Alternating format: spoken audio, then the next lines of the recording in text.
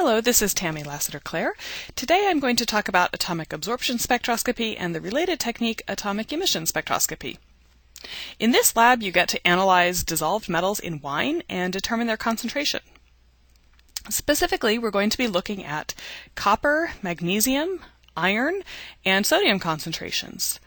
And we use water as a blank and subtract the concentration of any metals that might be present in our water blank from our samples data. And we're going to use atomic absorption spectroscopy to determine concentrations for copper, magnesium, and iron, and then atomic emission spectroscopy to determine the concentration of sodium. Both the concentration and also the relative concentration of the various metals present in our samples tell us something about the geological origin of the sample, so perhaps something about where it was grown. In addition, if pesticides that contain heavy metals were used in the growing or fertilization of the grapes, we could detect their presence and may also be able to determine their concentrations. So you're going to make up standard solutions of differing amounts of known concentrations of each of the metals to generate a calibration curve, and then measure the absorption or emission of your wine sample, and compare that value against the concentration curve to figure out the concentration of each metal in your sample.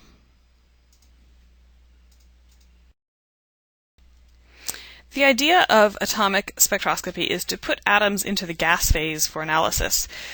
I don't think that I have to tell you that most metals are not typically in the gas phase when we run into them in the real world. The process of getting the metal into the gas phase involves adding a bunch of energy to the sample. Here I've used molecules in quotation marks because the types of compounds that exist might not be in the form that most chemists think of. They might be things like radicals like CaO, or they might be things like ionic solids like calcium chloride.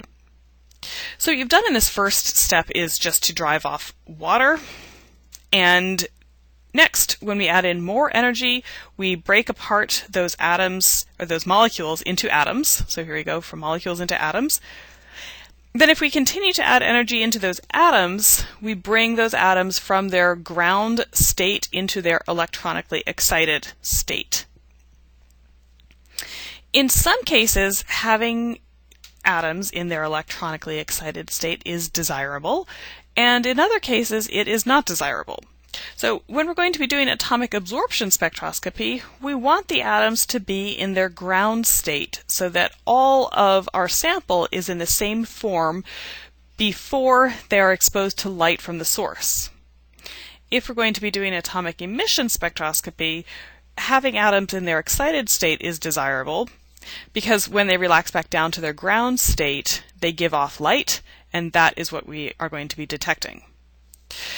So if we add more energy from our electronically excited state, we can actually strip off an electron or more electrons to produce ions. But we usually want to avoid producing ions because they absorb and emit light differently from their precursor atom did. And so producing ions can be considered a loss of some of your sample.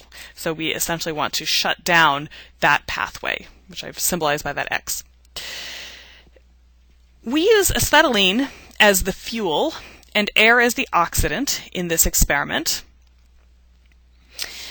And that produces a flame that is about 3,000 Kelvin, temperature of about 3,000 Kelvin. So liquid is drawn into the nebulizer through a small plastic tube where it gets dispersed into small droplets called an aerosol. And from that aerosol, water can easily evaporate. And when you're collecting data, make sure that this tube, this small plastic tube, is all the way into the beaker. And you should see liquid being drawn up into the tube. If you're getting results that seem a little bit odd, check to make sure that the nebulizer isn't clogged. And to do that, you can lift the end of this tube out of the beaker and check to see if it draws in some air. If it's not drawing in air, then it's likely clogged, and your TA can help get the nebulizer fixed. But you shouldn't try that yourself. Another thing to remember is that we are using acetylene, which is a pretty dangerous fuel. There are a couple of major risks with acetylene, and you should be aware of both of them. So the first risk is that acetylene is explosive, meaning that it burns very rapidly. If the flow rate of the gas isn't fast enough, acetylene can actually burn backwards into the tank and cause a cataclysmic explosion. So the system is designed, however, not to let you ignite the burner unless the flow of air and acetylene are sufficient. So as the manual explains, you should turn on the airflow first and then the acetylene. And if the flow rate of the two are not high enough, then you can't ignite the flame. And you should not try to ignite the flame by yourself. So don't try to defeat it using some sort of ignition device like a match or a lighter. Okay, so there is an igniter built into the system, and that's designed to only ignite the flame when there is sufficient flow to it. And if this flow rate drops below the minimum level, the flame will automatically turn off. Again, please do not try to work around the system by doing something like igniting it by yourself. So let the system work with its intended way with the built-in safety checks. So another thing to remember is that, or to know, is that acetylene can spontaneously react with itself. So if the pressure of acetylene in the tank is too great, then it can polymerize, which is exothermic, and it gives off a lot of heat, and the tank could rupture and cause an explosion. So the pressure ranges in acetylene regulators are very narrow, and they're set to deliver pressures between 12 and 15 psi, which is really narrow for gas regulators. So you carefully adjust the regulator pressure to make sure that the needle is pointing between 12 and 15 psi, and don't turn it up or down. Air is delivered at a higher pressure, and the directions for that are fairly clear in the manual and written on the table as well. So the pressure of air is always higher than that of the pressure of the acetylene, so that acetylene doesn't enter into the air tank. The last thing to keep in mind is just to check the acetylene tank pressure, and if the tank pressure runs low, let your TA know so that the stockroom can order some more. So a low pressure that needs to be reported is something like 500 psi. So I'd like to explain a little bit more about how regulators work, since I oftentimes see them being used incorrectly. There are many different types of regulators, and for acetylene, for example, we want to make sure that the regulator material doesn't contain things like copper or silver, because acetylene is reactive with those metals. So this is the regulator, and it gets attached to the tank via this threaded knob. And so you can check to make sure that there are no leaks between the regulator and the tank by using a soapy solution. And so if there's gas leaking out at this join, then you will see bubbles forming, from soap bubbles forming, and so you know that there's a leak. Okay, so in this experiment, you actually start the flow of air first, and then you get to the acetylene, and the tank valve should be closed at the start of the experiment. So when you arrive in the room, the acetylene tank should be closed. Now, the manual asks you to rotate the tank valve 1.5 turns, and so you are to do that. So open it so that there's a good flow of acetylene out of the tank into the regulator. So please open it fully. Don't just crack it open. You don't want there to be a constriction of airflow at the tank itself, at the tank to the regulator. You want the regulator to actually be regulating or controlling the pressure of air that's going to be delivered, or the pressure of acetylene in this tank, in this case, that's going to be delivered to the instrument. So make sure that there's good flow into the regulator so that the regulator can do its job. So there are 2 gauges on every regulator. The first gauge that you come to when going from the tank through the regulator is going to read the pressure of the tank itself, and the next gauge is going to be reading the pressure of the regulator. And so that is the pressure that will be dispensed from the regulator. In this particular gauge, the black numbers on the outside are the pressure in bars, and the inside red numbers are the pressure in PSI. And so if this were the gauge on the regulator, if this were the regulator on the tank downstairs, you would be looking in here, and so you're looking for between 12 and 15 PSI. That's the Okay, now going back to the basic instrument setup, there is also a waste bottle, and it's usually a brown bottle that collects the waste from the nebulizer. So any aqueous solution that gets drawn up that isn't aerosolized then dribbles out through this plastic tubing into the waste bottle. So you just want to make sure that the waste bottle isn't overflowing at any point in time, and definitely check the bottle at the beginning of the experiment and at the end. And if the bottle is looking full at the end of your experiment, please empty it so that the next group doesn't come in and start using the instrument and have it overflow and make a big mess before they realize what's going on. So in this experiment, you are producing atoms that will absorb specific wavelengths of light that correspond to the energy transitions between the ground and excited state of that atom. Now we need to talk about the light source. The source shines specific wavelengths of light through the flame that then hit the detector. Because specific wavelengths of light are absorbed by the sample, what actually reaches the detector is a portion of what was emitted by the source. In atomic absorption spectroscopy, the source and the sample are matched in such a way that the chemical composition of the filament within the lamp contains some of the same types of atoms that you're trying to analyze. In our example of copper in wine, the filament then would be made of copper and perhaps some other metals too. I'm going to talk a bit more about the source in a bit. So the next part of the experiment that we need to talk about is the detector. Because the source emits several lines, where each line corresponds to a different energy transition between the ground and excited state, and the sample absorbs only a fraction of that energy, there is a lot of electromagnetic spectral information heading toward the detector. So the purpose of the monochromator, the thing between the sample and the detector, is to sort out that light information spatially. So this is like what a prism does when white light, sunlight, hits it and produces a rainbow. So let's look at the details of what a monochromator does. So the monochromator sorts out spectral information very precisely using a diffraction grating. And so in this diagram, the diffraction grating is shown by letter D. So it can select the wavelength range that hits the detector.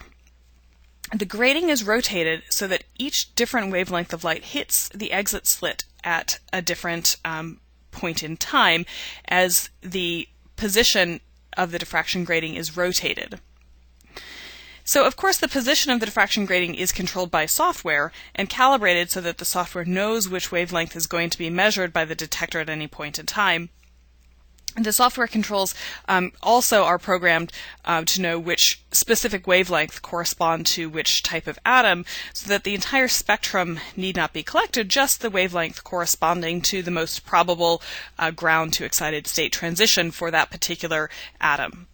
That is what is usually recorded. In the absorbance readout, this instrument acts like all other absorption instruments in that as the concentration of atoms increases, the light intensity hitting the detector goes down. And conversely, as the number of atoms decrease, the light intensity increases. And so Beer's law holds, and there is a linear relationship between absorbance and concentration. And you can report the limit of detection, the limit of linearity, and figure out the concentration of the unknown.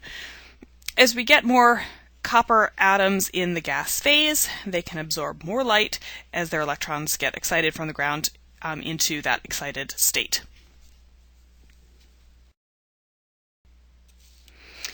So from that linear calibration curve, you can report statistics like the standard deviation of the calibration that can be calculated. And so that's covered in a separate lecture, but I reproduced the equations here for your reference if you would like them. So here are some of the equations that you need to eventually calculate the standard deviation of the calibration curve.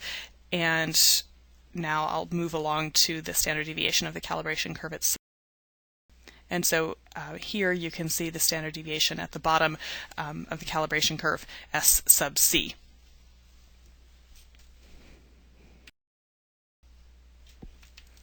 So let's talk a bit more about why we need to use a special lamp for the source and why we cannot use a nice white light source that emits many different wavelengths and then maybe filter those wavelengths out using another monochromator in front of the sample. So, as I was saying before, the purpose of the monochromator is to select the wavelength range that is hitting the exit slit at any given point in time. Well, the exit slit is narrow, but it's not that narrow, so that actually a wavelength range of about 1 nanometer of light is able to exit the monochromator at each step. Atomic transitions are much sharper than that. I've sketched out the superimposition of about a 1 nanometer range typical emission from a monochromator over a sharp atomic transition in the upper left corner.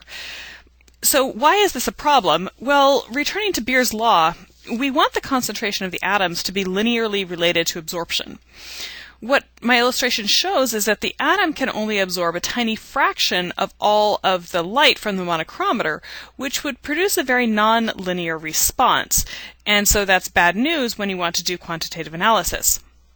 And the clever solution to this problem is to use a special lamp called a hollow cathode lamp, or HCl, all capital letters.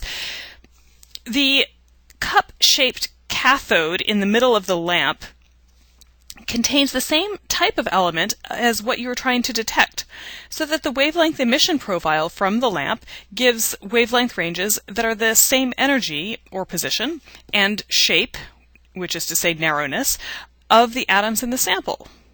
So this way we can exactly match the wavelength of light from the source as being absorbed by the sample. Now, because we're dealing with gaseous atoms here, atoms can only absorb light to change their energy. They can't rotate or vibrate to gain energy. And so atoms have very narrow absorption lines as compared to absorption bands in molecules, which look fairly lumpy in comparison. So we want gaseous atoms to be exposed to light that is at exactly the right wavelength, which is to say has exactly the right energy, to cause their electrons to absorb that energy and make the transition from the ground to excited state. Now, there is an obvious limitation to this method. What if you want to detect iron instead of copper? What do you do? Well, using a hollow cathode lamp where the cathode is made of copper will not produce lines that can be absorbed by iron atoms, or any other atoms to speak of, and or to any appreciable extent anyway. So the solution to this problem is to have a different lamp for each type of atom that you want to analyze. So we need one lamp for each atom we're trying to detect. And so in this case, we need the cathode in that hollow cathode to contain the same atoms that we're trying to detect. So for example, if we want to detect copper, then the cup-shaped cathode in the middle of the cathode lamp needs to contain copper. And so typically we have one lamp per element. In the case of calcium and magnesium, both elements can coexist in the cathode cup, and so you can use that one lamp to excite both types of atoms. And so, but that's a very rare exception.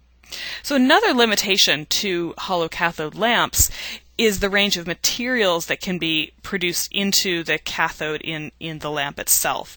So useful types of lamps are metals, but they have to be metals with reasonably high vapor pressures, and they should not be reactive. Of course, they need to be conductive to be a cathode material. As I said, they need to be solids at room temperature.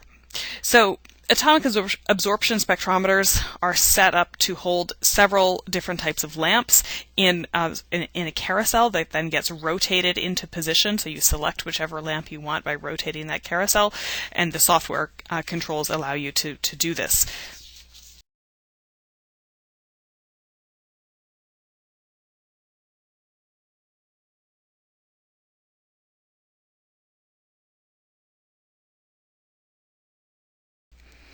Another subtlety with atomic spectroscopy has to do with flame positioning. The density of atoms in the flame is low, but atoms are strong absorbers. But if we did the experiment using a normal sort of flame, like a flame shaped like a candle, sort of cone-shaped, the path would be fairly short and there wouldn't be many absorbers. And so absorbers, what I mean by that, are gaseous ions that absorb light from our source, and so then our signal would be low. So what is done instead is to use a specially shaped burner that produces a wide sheet-like flame, where it's often compared to a painter's paintbrush, like the kind of brush that you might use to paint a wall, a large room. Anyway, so that wide flame produces a long path length. And so if you're going to be doing atomic absorption spectroscopy, you want to have a long path length. When you arrive in the lab, the spectrometer may not be set up that way. Rather, the burner might be in the perpendicular position. And that is because the instrument might be set up for atomic emission spectroscopy. So let's talk a bit more about atomic emission spectroscopy, because in this experiment you get to do both types.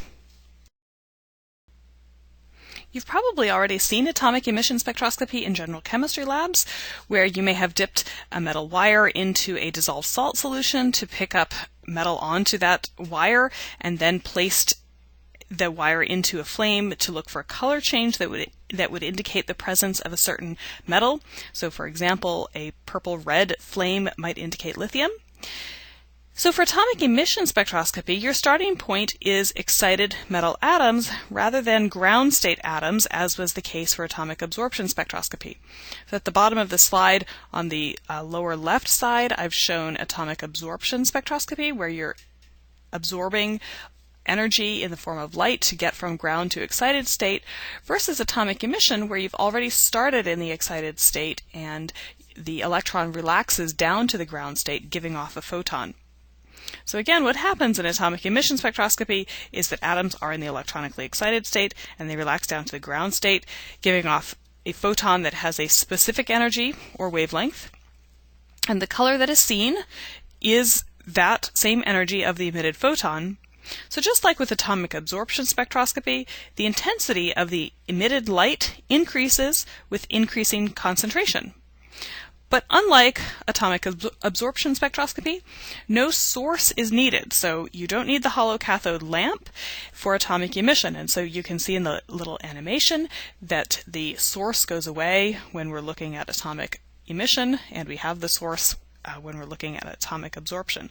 And so again, we don't need the source because we are in atomic emission just starting with that small fraction of metal atoms that are already in the excited state by the temperature of the flame itself.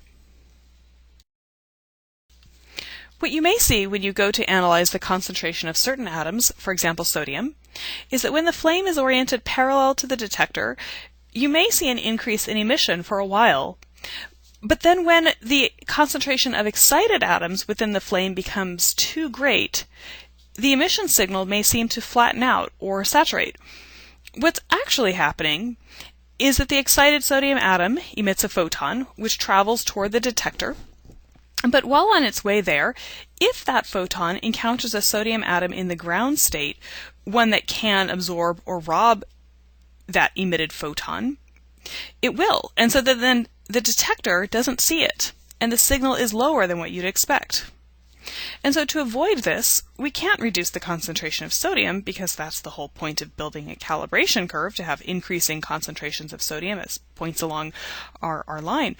But we can reduce the likelihood that a ground state sodium atom will encounter an emitted photon by reducing the length of the path that that photon must travel through the flame before it heads to the detector. Even though it is fairly easy to get sodium atoms into the excited state in this experiment, there are still orders of magnitude, say 100 or 1,000 times as many sodium atoms in the ground state as there are in the excited state. And so therefore, to avoid this interaction, by rotating the flame burner so that the flame is in the perpendicular position, we have reduced the path length of emitted photons through the flame, making it less likely than that a nearby ground state sodium atom will absorb that photon.